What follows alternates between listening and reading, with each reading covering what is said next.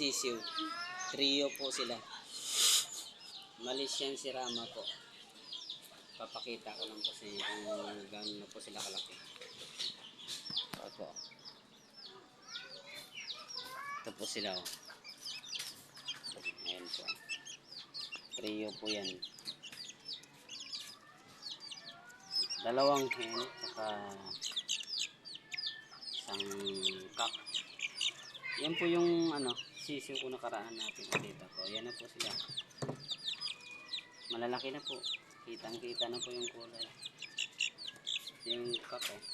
Ang laki ng palong oh.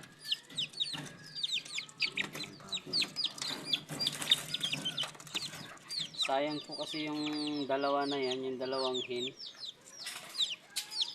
Sa kakapiglas dyan sa screen na yan, yung tuka nila ay naputol. Putol po yung dalawang tuka nila, pero nakakain naman po sila. Hindi kagaya ng cock na ganda ng tuka niya. Pero yung dalawang hen, naputol yung niya, yung dalawang tuka. Kaya papakita ko po. Kukunin ko po ha.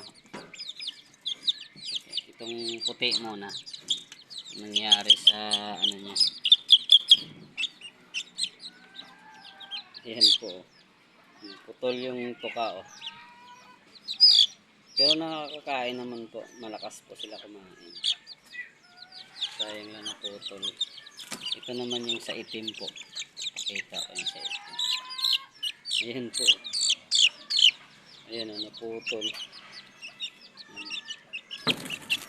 Panay kagaya niyan. Panay talon po kasi sila eh. Ayan.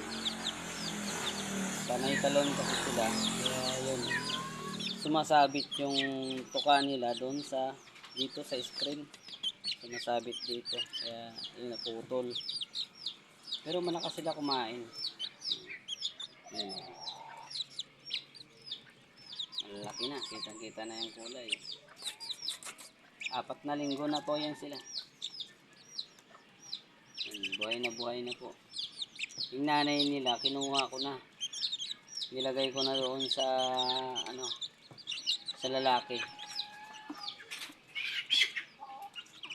Para mangingitlog uli. Binred ko na uli yung nanay. Pero bago ko pinasok doon sa lalaki, yan ako muna. Pinaliguan ko muna yung nanay nila bago pinasok doon. Yan po. Kumakain sila oh. Lakas kumain yan. Kahit putol yung dalawang nila tuka. Butit kumakain sila. Malalusog po yan. Ito yung kako. Iyabang na yun eh. Maraming salamat po. Pa-subscribe na lang po. Tsaka like and share po. Maraming salamat po. Papakita ko na lang po sa next video yung nanay nila. Tsaka yung cock na ibibread ko.